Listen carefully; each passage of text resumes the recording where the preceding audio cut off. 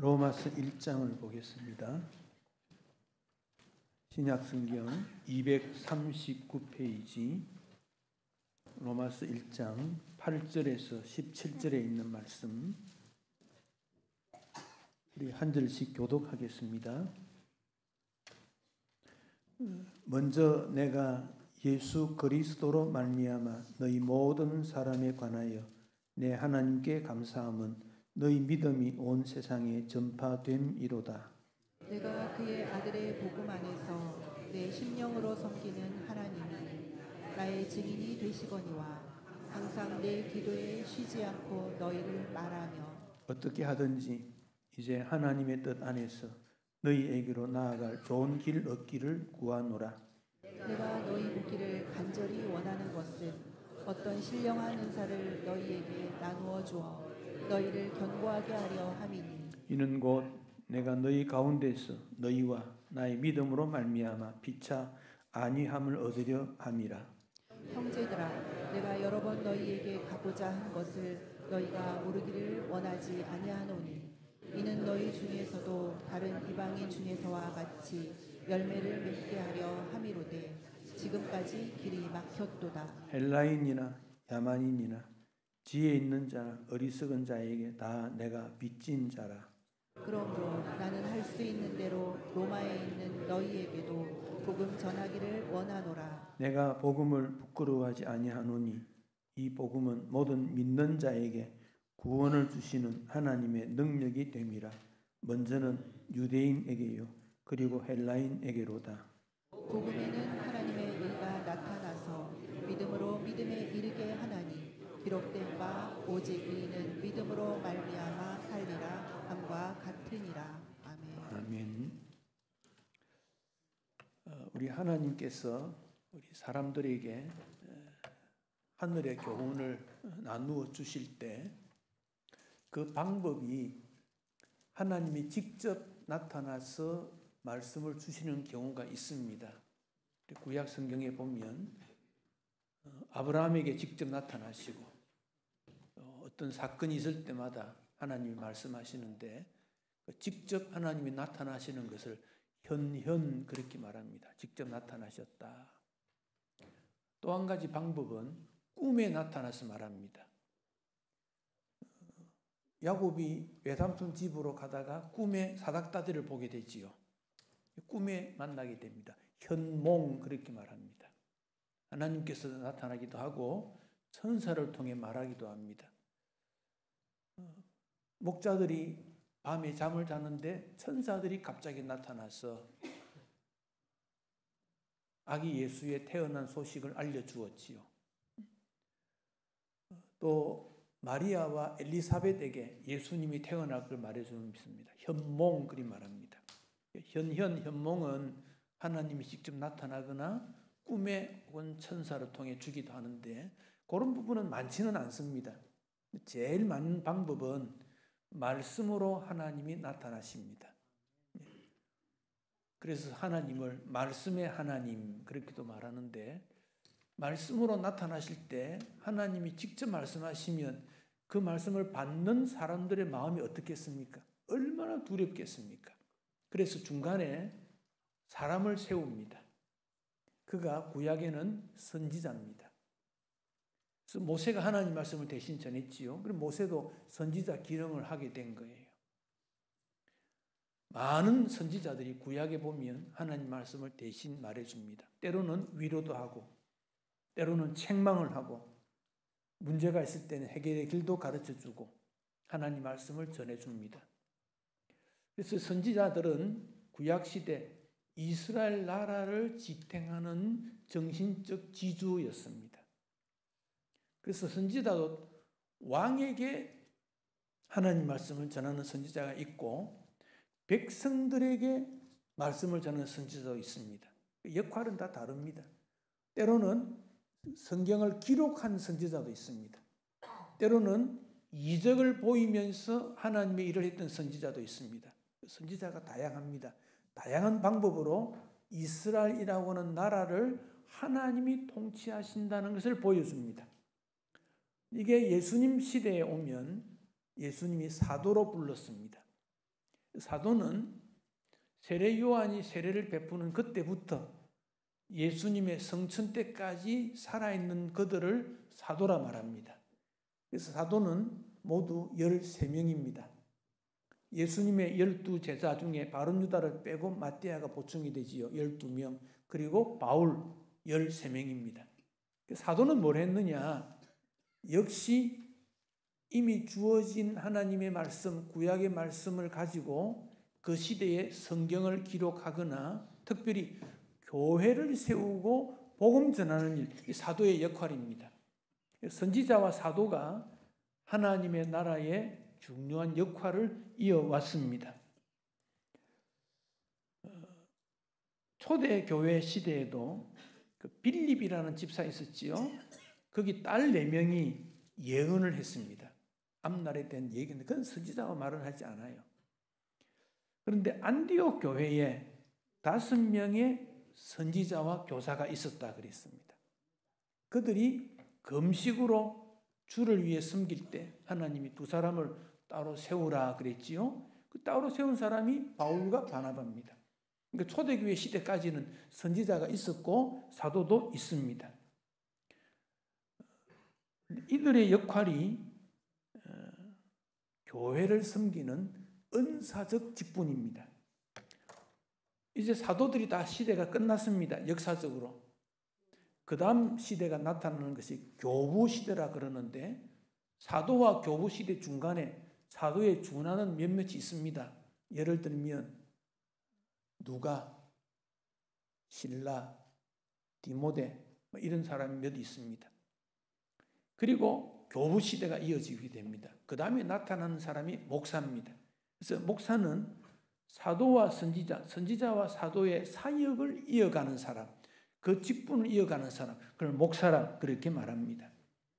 선지자나 사도는 사람의 눈치를 보지 않습니다. 하나님이 뭘 말씀하시는가?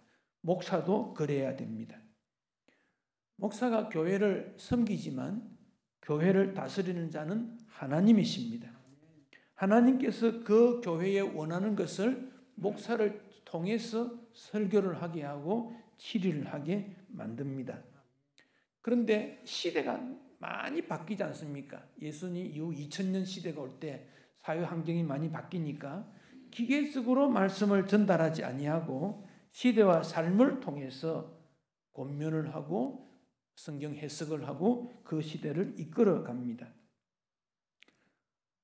성직의 타락이라는 것은 시대마다 하나님 주신 말씀이 있는데 하나님 주신 말씀을 1순위에 두지 아니하고 사람들을 좋게 한다든지 세상의 그 정신에 끌려간다든지 그러면 그게 타락하는 겁니다. 지금 한국에도 교회가 정치에 대해서 많이 개입하는 일들을 보게 되는데 개인이 정치에 개입하는 건 할 수 있습니다. 그러나 교회는 정치에 대해서 개입하지 않고 하나님 이 나라를 다스려 주십시오.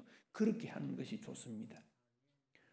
교회가 사회에 개입한다면 정치뿐 아니라 경제도 개입해야 되고 사회도 해야 되고 교육도 해야 되고 사회 전반에 걸쳐서 소리를 내야 되는데 한 부분만 말하는 것 옳지 않습니다. 그래서 교회는 또 성도는 하나님이 이 땅을 다스려 주시기를 거기에 관심을 둬야 되고 또 성도들은 하나님이 우리 교회를 어떻게 통치할까? 그 세운 목사에게 순종하고 그런 하나님의 뜻을 찾는 데 민감한 목사가 목회를 할 수 있도록 기도하는 그 일이 성도의 사명입니다. 목사가 되려면 대학 4년 신학 공부를 좀 하고 때로는 신대원 3년, 그래서 4년, 3년, 강도사 2년, 9년 기간인데 사실 이 기간만 가지고도 좀 부족해요. 그래서 더 좋은 것은 청소년 때부터 진로에 대해서 고민을 하면서 나는 하나님의 부름을 받아서 교회를 섬기겠다. 그러면 그때부터 경건 생활과 성경 읽기와 경건 서적을 읽고 영적인 예민성을 그때부터 갖추어야 됩니다. 물론 살아가다가 어느 순간에 하나님의 부름을 받아서 목사로 갈 수 있습니다만은 좀 제한적인 것 볼 수 있습니다. 혹 여러분의 자녀 중에 영성적으로 뛰어나고 민감성이 있는 자녀가 있으면 어렸을 때부터 기도를 훈련시켜서 기도가 몸에 배어야 됩니다. 기도하자, 기도되는 게 아닙니다. 배워야 됩니다. 하나님 말씀이 쉬운 것 같은데 어려워요. 말씀의 뜻이 무엇인지 몸에 배워야 됩니다. 그래야 자연스럽게 교회를 섬길 수 있습니다. 그런 자녀가 있거든 충분히 기도하셔서 그런 일꾼을 세워야 됩니다. 그래야 한국의 장래가 일어나게 됩니다. 우리는 이 로마서를 통해서 바울이 하나님의 말씀을 전했는데 1장 1절에 보면 예수 그리스도의 종 바울은 이렇게 시작합니다. 그런데 헬라어 말에는 나 바울은 예수 그리스도의 종이다 이렇게 나옵니다. 근데 더 강조되는 것은 예수님의 종이기 때문에 우리 번역 성경에는 예수 그리스도의 종이라고 했는데 이 종이라는 말은 말 그대로 말하면 내가 누군가에게 매여 있다 그런 뜻입니다. 매여 있다.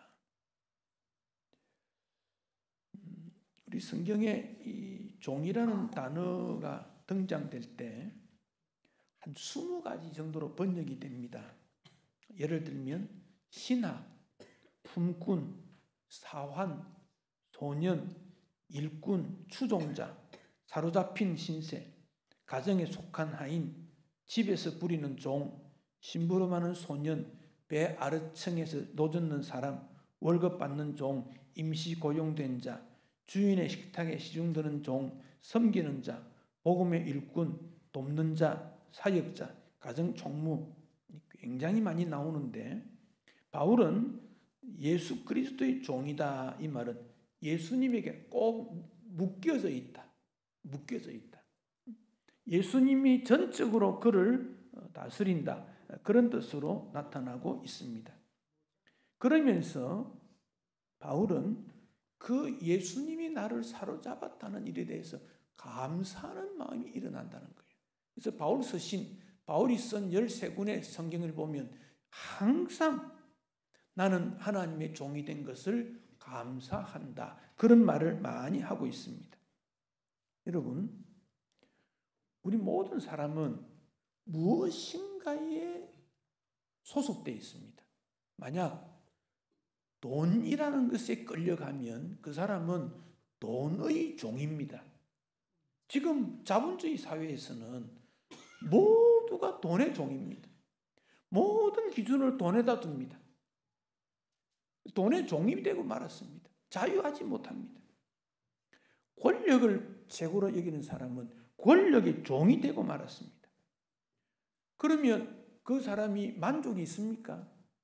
돈이나 권력은 만족이 없습니다. 취미생활 만족이 없습니다. 특히 만족 없습니다. 스포츠에서 경쟁에서 우승해도 늘 우승하는 게 아닙니다. 그 다음에는 또 다른 사람이 우승합니다. 끝까지 경쟁이 일어납니다. 거기에 매여가지고 꼼짝을 하지 못합니다. 그런데 예수 그리스도의 종은 주님이 내 마음에 계시고 내가 주 안에 있음으로 말미암아 항상 주님을 바라봅니다. 그것을 구원의 감격과 구원의 은혜에 감사하는 삶을 산다 그렇게 말합니다. 그러니까 하나님의 사랑과 예수님의 은혜 가운데 사는 것이 너무 즐겁다는 겁니다. 외로울 때 찬송하게 됩니다. 기쁘고 슬플 때 기도하게 됩니다. 어떻게 해서 그런 일이 납니까? 나를 구원하신 주님이 나를 전적으로 이끌어 주시니 두려워하지 않는다는 거예요. 염려가 없는 거예요. 죽음도 두려워하지 않을 것은 죽음 이후에 주님이 예비해 놓으신 그 나라를 바라보기 때문에 그렇습니다. 그것을 구원의 감격과 감사라고 말합니다. 여러분 무엇 때문에 염려하십니까? 삶이 어렵다고 그랬습니까? 어떻게 살까 두려워하십니까? 그건 옛날부터 지금까지 해온 거 아닙니까? 그런데 우리가 염려한다고 해서 무엇이 해결된 게 있습니까? 주님이 우리를 인도해 주셨고 주님이 나를 사랑하신다는 것, 여기에서부터 우리는 예수의 종이 된 것을 기쁘게 여기고 하나님의 자녀 된 것을 기쁨으로 여깁니다. 20세기 최고의 부원가 빌리 그레함은 이렇게 말합니다. 사람들이 예수님의 십자가를 통하여 죄가 용서받았다는 감격 속에 산다면 정신병원 환자의 90%, 깨어져 가는 가정의 90%, 부정적 사회 문제가 90%는 당장 해결될 것이다. 왜 걱정합니까? 구원의 은혜를 모르면 그렇습니다. 교회 안에서는 기쁜데 교회 바깥에 나가면 예수 구원을 잃어버리면 또 어찌 살까? 물질의 노예가 되기 때문에 그래요. 물질이 많으면 좋지만 없어도 구원의 감격이 있으면 힘들지 않게 살아갈 수 있는 겁니다. 김혜영이라는 사람이 있습니다. 이 사람이 나이가 이제 60 이렇게 됐는데요. 키가 134cm예요. 134cm면 초등학교 한 4학년쯤 될 거예요. 왜 그러냐면 그가 태어났을 때 아버지가 아들을 원했는데 딸이랬대. 술을 마시고 들어와가지고 아이를 땅바닥에 집어 던졌는데 그때 척추뼈가 상해가지고 성장을 못한 거예요. 그러면 그 가정이 어떤 가정인지 알 수 있잖아요. 그래서 어머니가 정신병이 걸려 집을 나갔고 김혜영은 14살 때 어느 한방병원 원장 집에 옛날 표현으로 식모로 갔어요. 한 달에 3만 원 받았다는 거예요. 근데 거기서 성실히 있었더니 그 원장 부인이 그에게 글을 가르쳐 줬어요. 한글도 가르치고 한문도 가르치고. 그래서 한남동에 한남직업전문학교에서 5년 동안 편물 공부를 했습니다. 수로 배 짜는 거죠. 배 짜는 거 기계로 5년 동안 공부하면서 검정고시 합격을 했습니다. 20살에 세계 장애인 기능 대회에서 편물 짜기 금메달을 수상했습니다. 그는 그 한남직업전문학교에서 다닐 때 그 옆에 교회가 있었는데 갔더니 교회 성도들이 잘 돌봐줬대요. 밥도 주고 때로는 지쳐 있으면 따뜻한 구강 그릇도 주고. 그래서 신앙생활을 해야 되겠다. 신앙생활을 하는 중에 그 교회에서 아프리카의 보츠와나의 장애인을 위해서 선교사를 모집한다는 주보 광고가 나왔다는 거지요. 자기가 생각하다가 그래 기왕 이렇게 된 거 선교사로 가보자 지원을 했어요. 14년 동안 보츠와나에 가서 그 장애인들을 가르치고 훈련을 시켰는데 39살이 되니까 그 선교 본부에서 이 김혜영을 뉴욕의 나약 대학에 사회복지 공부하러 추천을 해줬다는 거예요. 39에 갑니다. 거기서 공부를 하고 콜롬비아 대학에서 사회복지학 석사학위 공부하고 한국으로 왔습니다. 그가 이런 말을 합니다. 사람 누구나 장애를 갖고 삽니다. 장애만 생각하고 절망에 빠져 있으면 공짜로 사는 것과 같습니다. 내 앞에 있는 무수한 장애물을 뛰어넘지 못하고 자기의 건강 탓하고 부모 탓하고 사회 탓하지 말고 나는 나답게 인간답게 살아야 됩니다. 장애물은 뛰어넘어야 합니다. 그가 좌우명을 자서, 자애, 자신 이 말을 했는데 자서라는 말은 용서한다는 거예요. 나를 미워한 사람을 용서한다. 자애는 내가 아름다운 존재이기 때문에 사랑한다는 겁니다. 자신은 나도 할 수 있다는 믿음, 그러니까 용서, 사랑, 믿음 이것을 자기 좌우명으로 삼았는데 보츠와나의 장애인들이 그를 이렇게 말한대요. 키 작고 볼품 없지만 정말 아름답다. 자기가 그 한마디에 가정폭력으로 희생자였는데 헌신할 수 있는 사람이 되었으니까. 자학, 아픔, 고난에서 해방된 자유를 어떻게 사용할까 생각하다가 수고하고 힘든 자들을 사랑으로 봉사하기를 원한다. 그가 우리나라에서 국민훈장 목련장을 받았는데 그때 주님께서 너 유명해져도 선교사로 가겠니? 하는 음성을 들었다는 거예요. 그래서 그는 겸손히 선교사역 계속하겠습니다. 떠났다는 거예요. 여러분, 이런 정신이 누구냐? 바울입니다.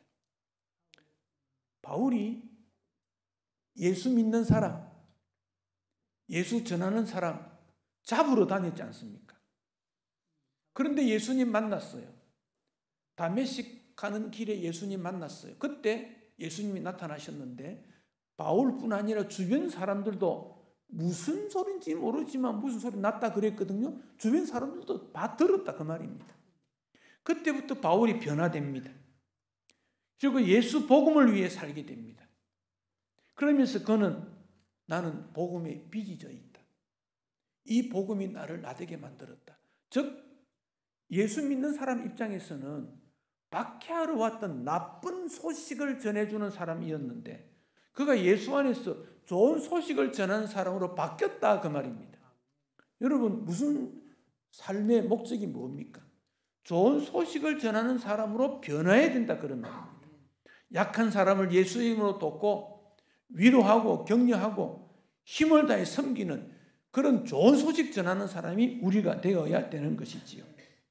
그러면서 로마로 가기를 원한다 그랬습니다. 왜 가렸느냐? 몇 가지 목적이 있습니다.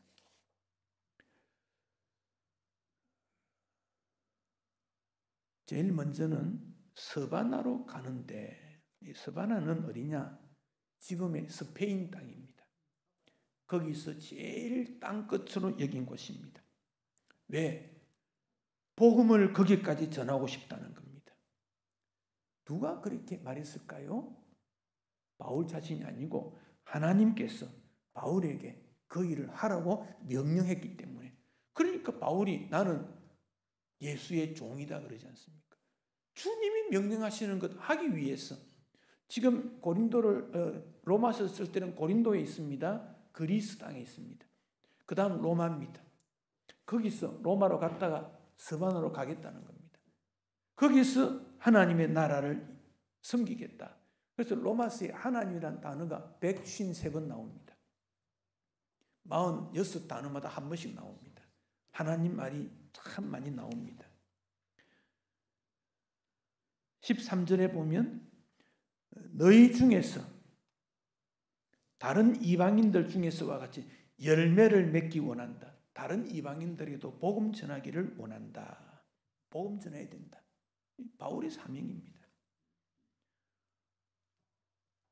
또 하나는 신령한 은사를 나누어 주기 원한다. 11절. 내가 너희를 왜 보기 원하는가? 신령한 은사를 나누어 주려고 한다. 신령한 은사는 다른 성경 번역을 보면 영적 축복 그랬습니다. 신령이라는 말은 하나님으로 충만하다 그런 뜻입니다. 하나님으로 인한 은사, 하나님으로 충만한 것을 준다 그런 뜻입니다. 역대상 25장 1절에 보면 다윗이 찬양대를 만들었는데 그들이 신령한 노래를 하게 했다. 찬양은 신령한 노래하는 것, 신령한 노래. 영이신 하나님 앞에 노래하는 것. 베드로는 신령한 집을 세운다. 하나님으로 말미암은 집은 세운다. 신령한 것을 원하고 있다. 그렇게 말하고 있습니다. 성도의 교제 속에는 영적 축복과 영적 능력을 나누어서 그들이 당하는 박해를 이기게 해야 된다. 그런 뜻입니다. 이기게 된다.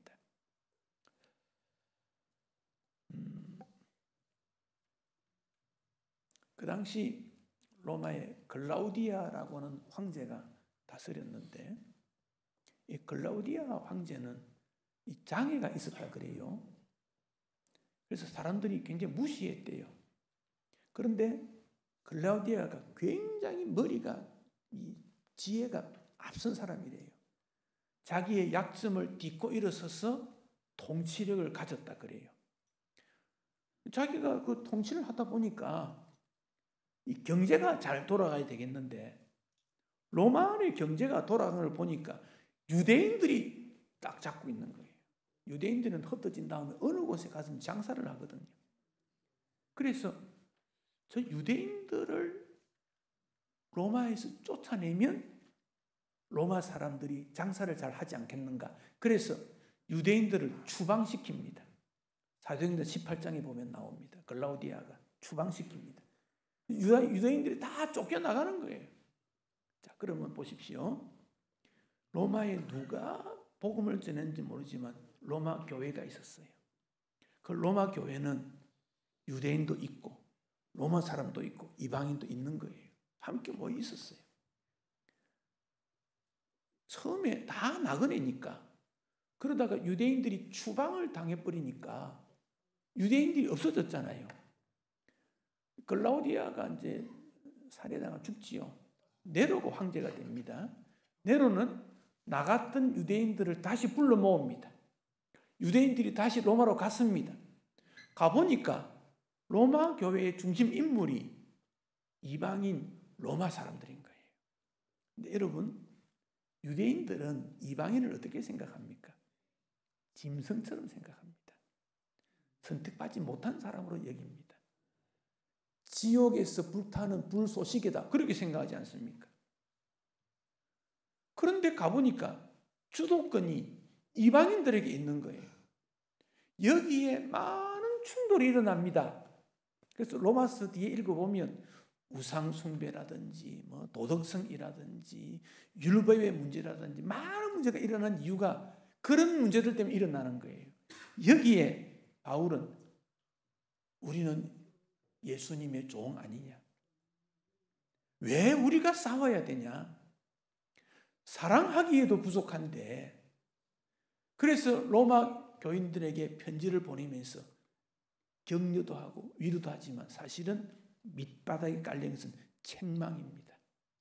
하나님의 얼을 모르고 믿음으로 살지 못하고 그렇게 해서 되겠느냐는 거예요. 성도들이 처음 사랑을 잊어버리면 사랑의 껍질이 벗겨지면 성도의 모습이 사라지면 그 속에는 다툼이 일어날 수밖에 없어요. 자기 자랑만 밖에 나올 수밖에 없는 거예요. 성도에게 구원의 감격과 감사가 있다면 그 모든 것을 일어날 수 있는데 그런 일을 놓쳤기 때문에 바울은 다시 이 일을 하려고 합니다. 여러분, 꽃이 많이 펴 있습니다. 꽃이 피려면 누군가가 씨를 뿌리고 가꾸어야 됩니다. 교회 안에 성도의 절실한 사랑과 교제가 일어나려면 누군가가 헌신하고 마음의 문을 열고 돕는 사람이 있어야 그 일이 일어나게 되는 거예요. 그러지 않고 교회 안이 화목이 되고 사랑이 되고 하나님 기뻐하신 교회가 안 됩니다. 광야에서 생활하는 양은 새벽 일찍 일어나서 이슬을 먹어야 된대요. 해가 뜨면 이슬이 사라지기 때문에. 아침에 일어났을 때 망설이면 목마를 수밖에 없는 거예요.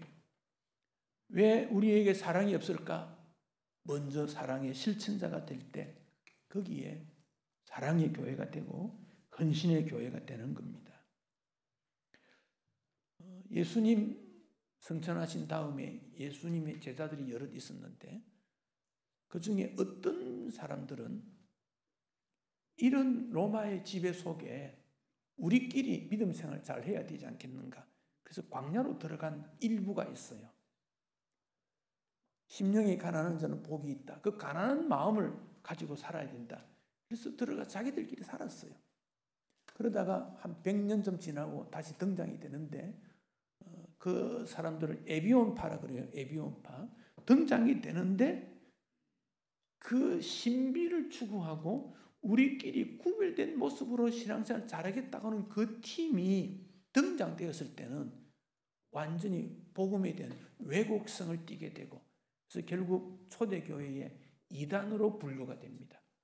여러분, 그들이 처음에는 믿음 생활을 잘하려고 그런 거예요. 그런데 교제 없이 우리끼리만 뭘 해보자, 신비를 추구하자. 이런 신비를 추구하는 건 좋으나 신비주의에 빠지면 그런 일들이 일어나게 되는 거예요. 그래서 바울이 원하는 대로 왜 로마에 가려고 그럽니까? 갈 수 없으니까 로마서 편지를 써서 교제하고 격려하기를 원했다고 말하고 있습니다. 카네기, 미국의 카네기 19세기 사람인데 그 철강 산업의 선두자입니다. 근데 이 사람이 사업이 커지니까 어떤 일을 맡겨야 되는데 찰스 슈와브라는 사람에게 맡깁니다. 연봉 100만 불 이상을 줬다 그래요. 1억 정도, 굉장한 돈을 그 당시 주는데 38살 된 이 스와브를 선택한 이유가 카네기가 이런 말합니다. 이 사람은 다른 사람이 열정적으로 일할 수 있는 능력, 즉 칭찬과 격려하는 힘이 있기 때문이다. 그런 말을 합니다. 칭찬과 격려는 우리로 하여금 용기를 갖게 만들고 구원의 감격으로 되살아나게 하는 힘이 되기 때문에 그렇습니다. 지금 바울이 로마 교회에 편지를 보냅니다. 그들은 격려가 필요했습니다. 칭찬이 필요했습니다. 그 안에 많은 문제가 있지만 주의 은혜로 우리 모두가 예수의 종이니까 그렇게 하지 말고 사랑으로 하나가 되고 서로 뭉쳐야 된다. 그 점을 강조한 것이 됩니다.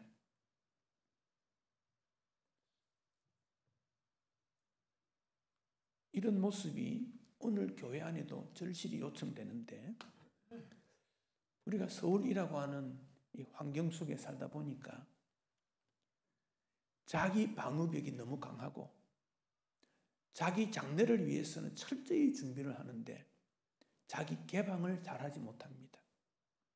이웃에 대한 배려가 많이 부족합니다. 그런 모습에서 팀이라는 것을 만들고 함께 믿음 생활하는 프로그램을 교회가 준비하게 됩니다. 이전에는 이 횡적으로는 나름대로 잘합니다. 초등부도 잘하고 청년들도 잘하고 여전도회도 잘합니다. 남전도회 잘 되고 있습니다. 그런데 이 세로로 나이 많은 사람과 젊은 사람, 이 조직은 잘 되지 않고 있습니다. 그래서 이번에 수양회는 세로로 우리가 서로를 이해하고 전부는 이해할 수 없지만 그런 프로그램을 이번 수양회를 통해서 해보자, 그런 겁니다. 이해가 잘 되지 않고 또 그게 하려고 하니까 귀찮고 그런 공동체 생활을 하루 이틀 하면 너무 피곤하고 신경 쓸 게 많고 거리도 멀고 그런 단점이 있습니다. 그렇지만 그런 프로그램 속에 동참이 될 때 배려와 격려의 문화를 익히게 되고 서로를 격려해서 하나님의 나라를 이룰 수 있는 기회가 되는 겁니다. 수양회를 준비하는 팀들이 기도하고 고민하고 어떻게 하면 잘 움직일까를 많이 염려를 하고 있습니다. 여러분 좀 도와주셔서 그 일이 잘 이루어지기를 바랍니다. 여러분, 우리에게 구원의 기쁨과 감격이 있다 할지라도 고난은 있습니다. 천국 가는 길이 힘들어도 천국 가야 하지 않겠습니까? 천국에는 헬라인도 유대인도 이방인도 로마 사람도 없습니다. 천국에는 예수 믿는 사람으로 끝납니다. 천국에는 직분도 없습니다. 초신자도 없고 오래된 신자도 없습니다. 신앙의 뿌리가 깊은 사람은 신앙이 얕은 사람을 격려해야 되고, 돕는 은사가 있는 사람은 익숙지 못한 사람을 도와줘야 되고, 마음의 문을 열 때 거기에 천국을 경험하게 되는 것 아니겠습니까? 우리 모두가 하나님의 은혜에 감사하고 구원의 기쁨이 있고 섬기고 사랑해서 내가 할 수 있는 것 조금 더 도우면 얼마든지 행복한 믿음 생활을 할 수 있습니다. 바울이 말하는 구원의 감격과 기쁨, 이 일이 우리에게도 넘치고, 그래서 이 땅에 복음으로서 예수의 종으로 하나님의 복음의 일꾼으로 하나님께 영광이 되는 이 일에 헌신해야 되지 않겠습니까? 그걸 위해 주님이 불렀지 않겠습니까? 주님이 나를 왜 부르셨는가? 다시 한번 생각하며, 나는 누구인가를 다시 한번 생각하며 주님의 은혜가 여러분 모두에게 충만하시기를 축복합니다. 기도하시겠습니다.